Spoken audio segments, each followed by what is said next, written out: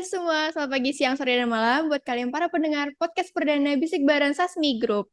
Gimana nih kabarnya? Semoga kalian baik-baik aja ya. Nah, kalian tahu nggak sih ternyata tuh sekarang masih banyak banget loh orang yang takut untuk memulai bisnisnya.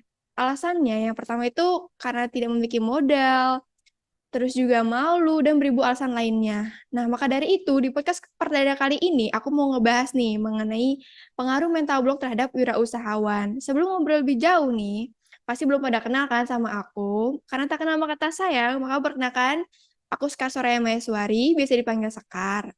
Kali ini aku bakal sharing-sharing seru nih bareng pendengar semua. Kalau dari aku sih udah gak sabar ya untuk memulai sharingnya. Tapi pada hari ini aku juga gak bakal sendiri nih. Karena aku bakal ditemenin oleh rekan aku yaitu Halo semuanya, kabarnya. Alhamdulillah sehat. Gimana kamu? Halo, sehat. Oke, Boleh nih perkenalkan diri ya dulu. boleh dong. Kenalin, nama aku Ibrahim, sering dipanggil Ibe. Nah, tahu gak sih ternyata tuh masih banyak loh orang yang bingung atau bahkan takut untuk memulai bisnisnya. Di zaman sekarang itu benar adanya bahwa masih banyak yang mengalami atau yang merasakan takut gitu. Itu sebenarnya merupakan gejala sih menurut Ibe gitu. Wah, gejala apa tuh, Be? Nah, itu bisa dikatakan sebagai awal mula gejala mental blockade gitu. Mental block itu apa sih kalau boleh tahu? Mental block itu merupakan sebuah keadaan yang terjadi karena adanya penolakan pada otak, yang mana pada tubuh pun tentu saja akan bereaksi. Nah, sehingga berakibat pada terhambatnya segala macam aktivitas, kreativitas, inovasi, hingga keadaan untuk menyalurkan ide itu sangat sulit bagi seorang yang mengalami mental block ini gitu. Ibu boleh tolong jelasin gak nih atau tolong Hmm. sebutkan ya contoh dari orang yang mengalami mental block ini. Ada beberapa contoh nih dari mental block gitu. Yang pertama takut gagal, pasti. Pelin-pelan, suka menunda, pemalas. Nah, itu semua merupakan bagian daripada contoh dari mental block gitu. Berarti banyak dong ya dampak negatif dari mental block ini. Iya, banyak banget dampak negatif yang jika tidak di atau bahkan dibiarkan gitu aja. Terus gimana sih dengan orang berwirausaha tapi malah mengalami atau sedang terkena mental block? Mereka yang mengalami mental block sudah pasti akan terhambat keinginannya untuk mencapai yang namanya wirausaha. Karena mereka akan mengalami ketakutan-ketakutan dalam memulai berwirausaha. Jadi itu sudah pasti sangat merugikan dirinya sendiri itu menurut Ibe sih. Gitu. Oke. Kalau bisa aku simpulin nih, aku tarik Hmm, benang merahnya. Jadi hmm, ini sangat merugikan kita kalau hmm, tidak ditangani secara tepat ya. Terus ya, juga rata-rata untuk memulai bisnis, keluhan yang paling umum disampaikan oleh orang-orang adalah karena tidak memiliki modal, tidak didukung oleh hmm, keluarga, malu, merasa tidak ya, memiliki bakat, tidak tahu cara berbisnis dan tidak mengerti untuk memanajemen ya. hmm. Terus juga apakah orang-orang yang barusan aku sebutkan itu termasuk orang yang sedang mengalami mental block? Hal-hal tersebut juga bisa dikatakan kalau mereka mengalami yang namanya mental block karena ada beberapa penyebab. Nah, yang pertama itu tidak fokus, lingkungan kurang kondusif. Nah, kebiasaan menunda pekerjaan, perfeksionis, dan yang terakhir pesimis gitu. Nah, barusan Ibe kan menjelaskan nih ya Hmm, beberapa penyebab dari mental block. Kenapa perfeksionis termasuk ke dalam orang apa? Sorry, hmm. penyebab dari mental block. Sebenarnya betul Kar, perfeksionis itu merupakan salah satu penyebab dari keganjalan dari mental block itu sendiri karena perfeksionis itu sebuah pandangan yang dimiliki oleh seseorang yang meyakini bahwa seseorang harus menjadi sempurna untuk mencapai kondisi terbaik, padahal tidak harus. Ya, padahal tidak harus karena sebab yang namanya kegiatan aktivitas atau usaha itu perlu perbaikan secara terus menerus gitu.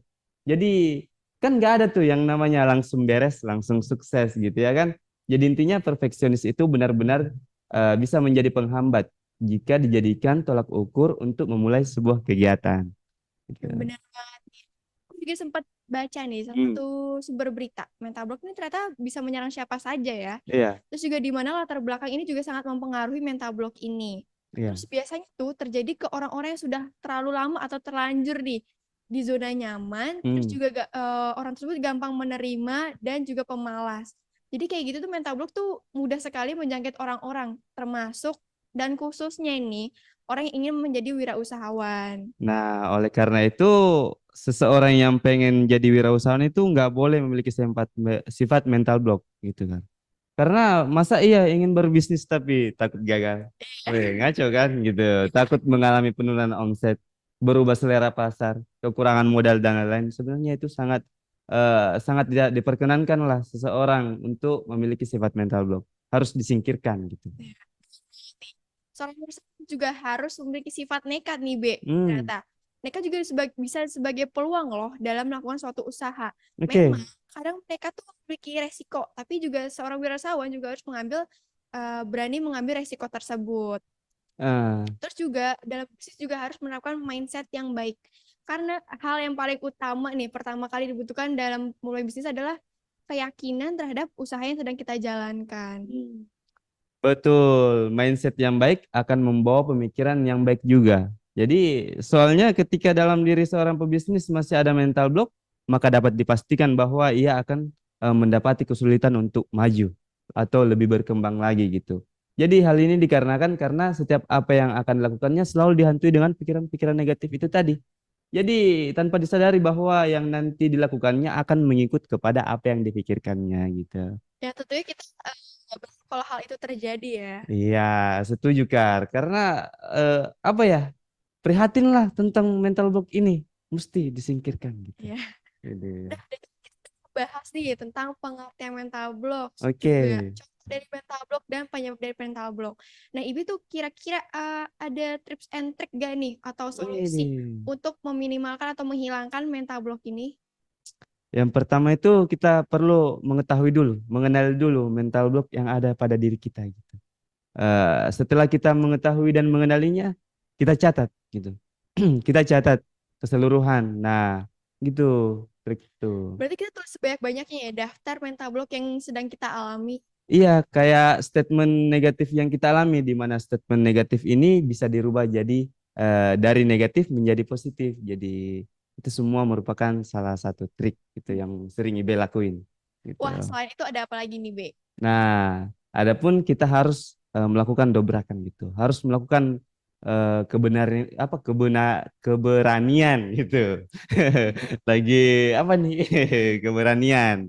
Jadi berani untuk mencoba sesuatu hal yang baru. Dengan itu kita bisa mengalahkan rasa takut yang kita rasain sebelumnya. Gitu. Oke. Keren banget ya tips and trick dari IB nih. Mungkin bisa dicoba nih untuk para pendengar semua. Ini semoga ya bermanfaat ya. Nah, Ya. tapi by the way selama podcast aku dengar suara kita jernih banget tuh kan. Kok bisa gitu? Kamu nanya. Kamu nanya. Widih. Ya dong, so, podcast ini kan kita menggunakan mikrofon dan headset dari Hmm. MV7 Shure. Makanya dia itu suaranya jernih banget nih. Terus juga ilmu-ilmu yang Hmm. disampaikan Ibu tuh jadi langsung masuk ke otak nih ya. Widih. Keren banget ya. Ya dong. Oke. Appreciate nih. Asik. Nah, karena kita udah di penghujung acara nih, Ibe punya sepatah dua patah kata nggak nih untuk closing statement? Silakan, Be. Buat pemirsa dan kita semua ya. Sebagai seorang entrepreneur itu jadilah pelaku, bukan pemimpi. Mungkin kamu tidak tahu persis apa yang kamu impikan, atau mungkin karena kamu tidak tahu apa passion kamu gitu. Tetapi itu tidaklah menjadi masalah. Yang harus kita perhatikan, yang harus kita lakukan, yaitu hanyalah terus bergerak maju. Maka dari itu, kita hanya harus terus melakukan sesuatu, mempertimbangkan kesempatan berikutnya, dan tetap terbuka untuk mencoba sesuatu yang baru lagi. Gitu. Mantap banget ya closing statement dari Widih. Ibe. Oke. Nih, buat kalian para pendengar nih, kalau masih pada penasaran atau masih menyimpan beribu-ribu Hmm. pertanyaan ya untuk pembahasan kita pada hari ini, kalian bisa banget komen di kolom komentar atau bisa banget kunjungi situs Instagram kami di @gaharumel. Sekian podcast dari Bisik Bareng dari Bisik Bareng Sasmi Group hari ini. If you love our podcast, we do love for you to subscribe, rate, likes, and comment di YouTube dan Instagram kami. Thank you everyone. Until next time. Bye bye.